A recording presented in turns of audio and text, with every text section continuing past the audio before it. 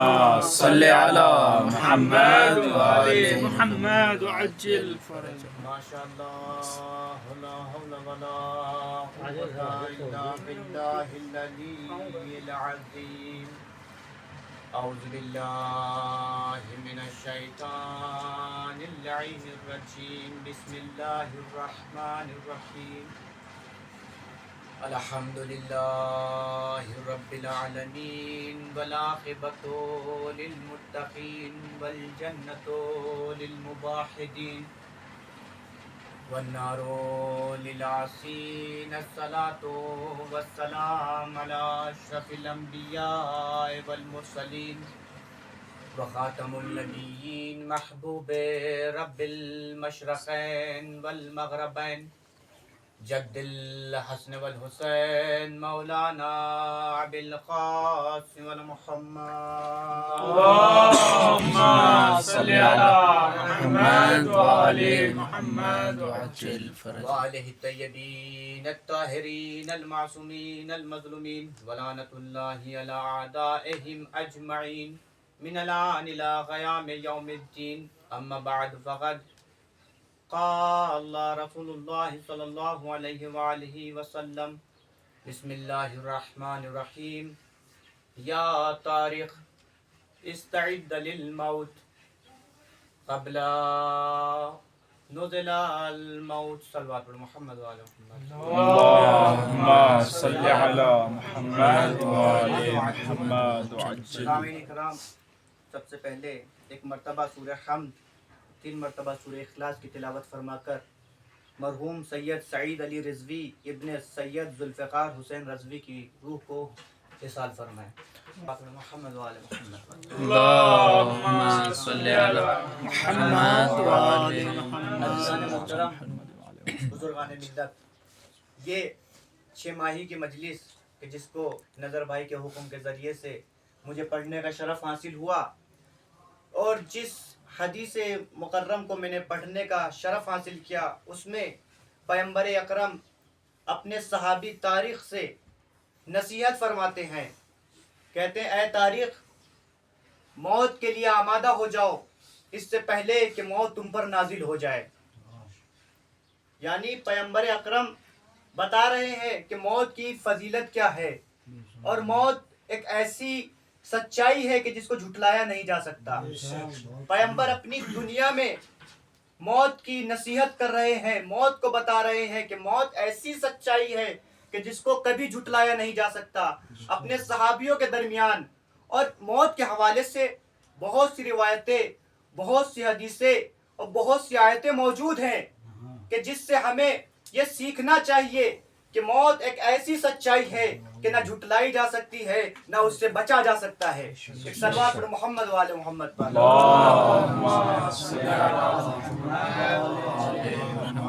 یہی موت ہے کہ جس کے حوالے سے قرآن مجید میں آیتیں موجود ہیں کہ آیت ملتی ہے کہ اذا اصابتہم مصیبتاً انا للہ قالوا انا للہ و انا الیہ راجعون.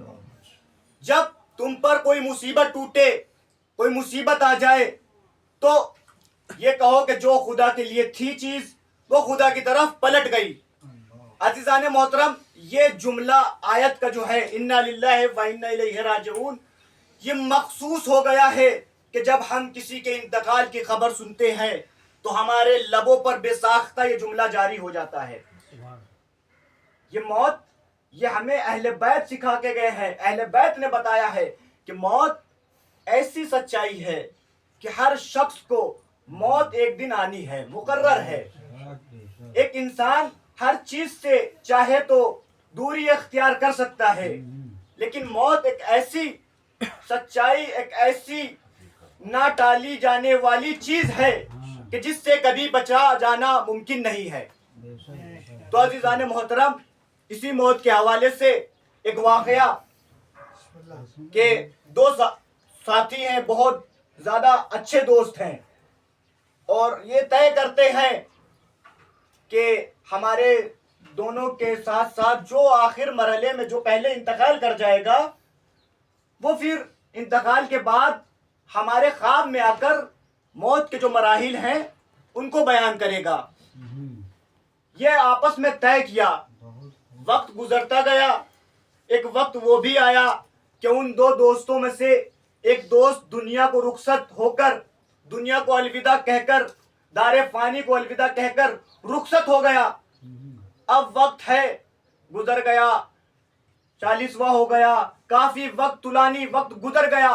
اب جو دوسرا دوست ہے وہ منتظر ہے کہ کب آئے گا میرا دوست, کب مجھے ان مراحل سے, ان منازل سے آگاہ کرے گا, کب مجھے موت کے منزل جو ہیں, مرتبے جو ہیں وہ بتائے گا.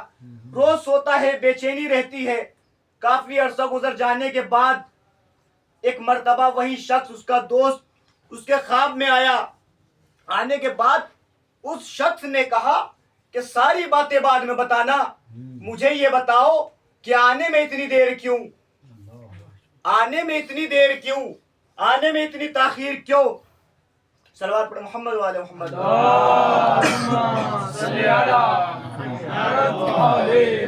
آنے میں اتنی تاخیر کیوں, آنے میں اتنی دیر کیوں. تو اس شخص نے کہا کہ تمہیں نہیں پتا کہ میں نے اپنی دنیا میں, اپنی زندگی میں نے اتنے کار خیر انجام نہیں دیے تھے, اتنے کار خیر انجام نہیں دیے تھے کہ جیسے ہی جاتا میرا حساب کتاب ہو جاتا اور میں پھر مجھے موقع ملتا کہ تیرے خواب میں آ کر میں موت کے مراحل کو بیان کرتا. میرے اتنے کار خیر نہیں تھے, لیکن اب جب میرے درمیان میں ایک مومنہ, ایک عورت دفن ہوئی ہے, جب سے وہ عورت دفن ہوئی ہے تب سے ہماری قبر سے عذاب کو اٹھا لیا گیا. صلوات محمد والے محمد.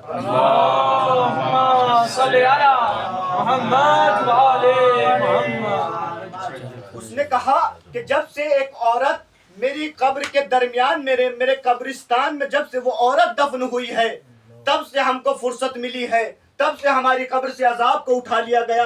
تو اس شخص نے کہا کہ وہ عورت کون ہے, وہ عورت کون ہے, اس عورت کی کیا شخصیت ہے. تو اس نے کہا کہ جا کر معلوم کرو. اب وہ شخص جس نے خواب دیکھا وہ صبح جب بیدار ہوا تو وہی قبرستان میں جا کر معلوم کرتا ہے کہ کس کی قبر ابھی تازی بنی ہے, کون ابھی تازہ رخصت ہوا ہے دنیا سے, کون ابھی اس قبرستان میں دفن کیا گیا ہے. اب جب معلوم ہوا تو وہ مومنہ کے پاس میں آئے, مومنہ کے گھر والوں کے پاس آئے.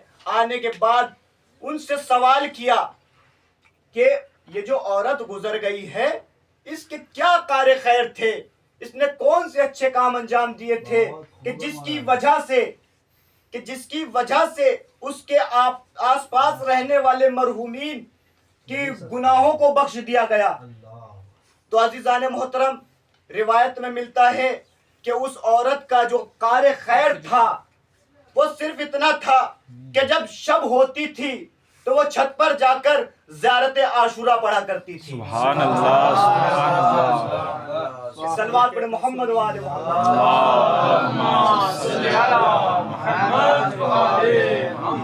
تو عزیزان محترم, یہ اہل بیت کی محبت جو ہمارے دلوں میں ہے واقعاً ایک ایسی نعمت ہے, کیونکہ دنیا میں اور جو مذاہب ہیں, ایک صلوات پڑھ محمد والے محمد.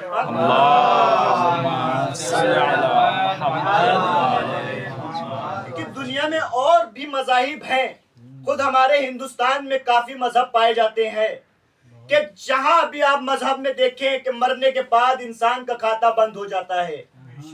اب نہ وہ اچھائی کر سکتا ہے نہ برائی کر سکتا ہے, کھاتا کلوز ہو گیا. لیکن خدا کا شکر ہے, واقعاً جتنا شکر کیا جائے کم ہے کہ ہمیں ایسے در سے متمسک کیا, اہل بیت کی محبت دی کہ اگر اب ہمارا مرحومین ہمارے درمیان سے گزر جائے تو ہم اس کے لیے اصالے ثواب کی مجلس برپا کر کر اس کو ثواب پہنچاتے ہیں. سبحان اللہ. واقعاً یہ ایک ایسی نعمت ہے کہ جس کا جتنا چاہیں آپ شکر کریں ادا نہیں کیا جا سکتا.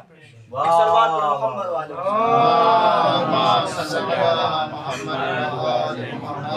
اور ایک ایسی سچائی ہے کہ جس کو جھٹلایا نہیں جا سکتا, اور خود قرآن مجید میں اور آیتیں پائی جاتی ہیں کہ جس میں ملتا ہے کہ کل نفس ذائقۃ الموت, ہر نفس کو موت کا ذائقہ چکھنا ہے. تو عزیزان محترم, ذائقہ چکھنا ایک ایسی چیز کا ہوتا ہے کہ جو ذائقہ رکھتی ہو, سبحان اللہ, جو ذائقہ رکھتی ہو. مثلاً ابھی ہماری دعوت کی گئی اور مجھ سے کہا گیا کہ بھائی آپ ذائقہ چکھ کے بتائیے کیسا ہے. میں نے چکھا، ماشاءاللہ بہت اچھا ذائقہ تھا. تو میں نے بیان کیا کہ ماشاءاللہ بہت اچھا ذائقہ تھا. اور یہ بھی آپ نے دیکھا ہوگا کہ جس چیز کا ذائقہ چکھا جاتا ہے وہ چیز ختم ہو جاتی ہے لیکن چکھنے والا باقی رہتا ہے. واہ کیا بات ہے. جس چیز کا ذائقہ چکھا جاتا ہے وہ چیز ختم ہو جاتی ہے لیکن ذائقہ بھی باقی رہتا ہے اور چکھنے والا بھی باقی رہتا ہے. عزیزان محترم، توجہ کا محتاج ہوں کہ ذائقہ بھی باقی رہتا ہے، چکھنے والا بھی باقی رہتا ہے لیکن چیز ختم ہو جاتی ہے.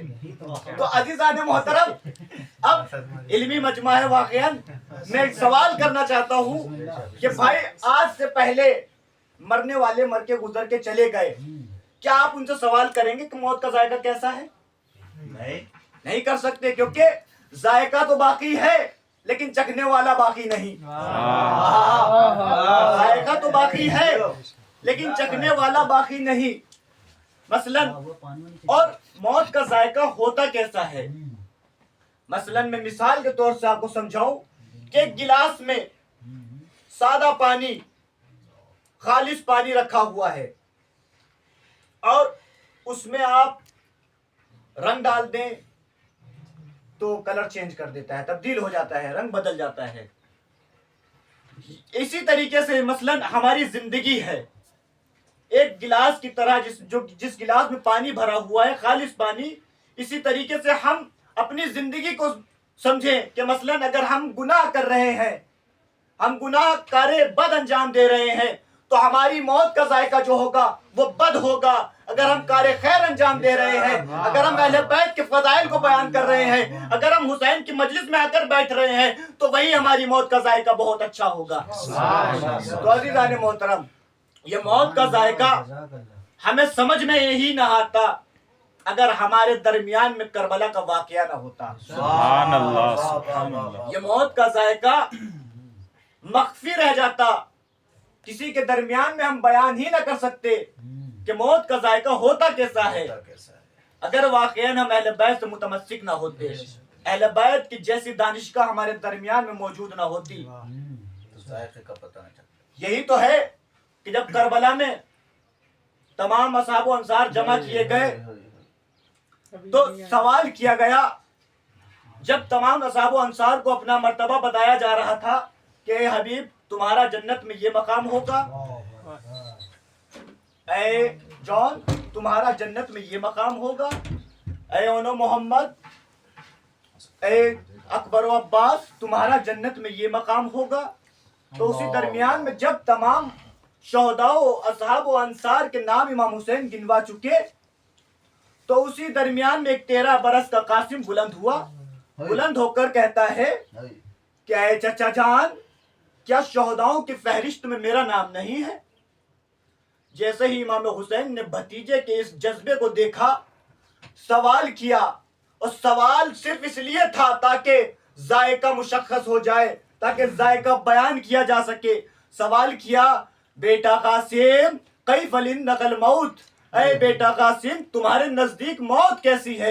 ایک مرتبہ جناب قاسم کہتے ہیں اے چچا جان، اے چچا حسین میرے نزدیک موت شہد سے زیادہ شیریں ہے. ہاں عزادارو، یہ ایصال ثواب کی مجلس ہے، یہ ایصال ثواب کی مجلس ہے. میں کہوں گا کہ جس مرحوم کے ایصال ثواب کی مجلس ہے، خدا کا لاکھ لاکھ شکر ہے کہ ہمارے درمیان سے وہ مرحوم گزر گیا، لیکن ہمارے لیے ایک ایسا وسائل، ایک ایسا وسیلہ مرتب ہے کہ جس کے ذریعے سے ہم ایصال ثواب کر سکتے ہیں. لیکن میں کہوں گا کہ جب وہ مرحوم گزرا ہوگا تو اس کے جنازے کو بھی سجایا گیا ہوگا، اس کے جنازے میں چاہنے والے بھی شریک ہوئے ہوں گے، اس کے جنازے کو بھی شان سے اٹھایا گیا ہوگا، کفن بھی دیا گیا ہوگا، چاہنے والے بھی آئے ہوں گے. اور عزادارو اب یہ 6 माहे की मजलिस हो रही है और चहलुम भी होगा और ये बरसी भी होगी। हाँ आज़ादारों, लेकिन मैं कहूँगा उन घर वालों से कि एक मर्तबा करबला में आकर देखें कि वो मर्तबा है कि जब तमाम असहाब व अंसार शहीद हो गए, अब इमाम हुसैन चाहते हैं कि रुखसत हो, तो एक मर्तबा जैसे ही चलना चाहते हैं, अल मुख्तसर आज़ादारों, जैसे ही चलना चाहते हैं तो जुलजना जब आगे नहीं बढ़ता है तो क्या देखते हैं कि एक बच्ची है जो सुमो से चिपटी है। एक मर्तबा इमाम हुसैन घोड़े की जी से तशरीफ लाए, आकर कहा ऐ बेटी सकीना मुझे मैदान में जाने दो। जनाब सकीना कहती हैं बाबा मैं ये नहीं कहती कि आप मैदान में ना जाओ, बाबा मैं सिर्फ ये कहती हूँ कि जाने से पहले एक मर्तबा मुझे सीने पे सुला लो। आज़ादारों, अल मुख्तसर आज़ादारों, वो मरहूम जो गुजर गया उसको कफन भी दिया गया, उसको दफन भी किया गया, लेकिन आज़ादारों एक वो वक्त आया कि जब इमाम हुसैन है कि घोड़े की जी से जमीन पर आए।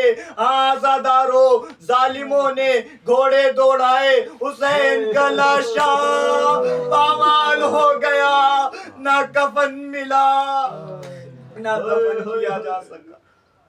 وسيعلم الذين ظلموا أي منقلب منقلبون إنا لله وإنا إليه راجعون بذنب قضائه تسليما لأمره۔ ایک مرتبہ سورہ حمد و 3 مرتبہ سورہ اخلاص کی تلاوت فرما کر مرحوم سید سعید علی رضوی ابن سید ذوالفقار حسین رضوی کی روح کو اصال فرمائیں۔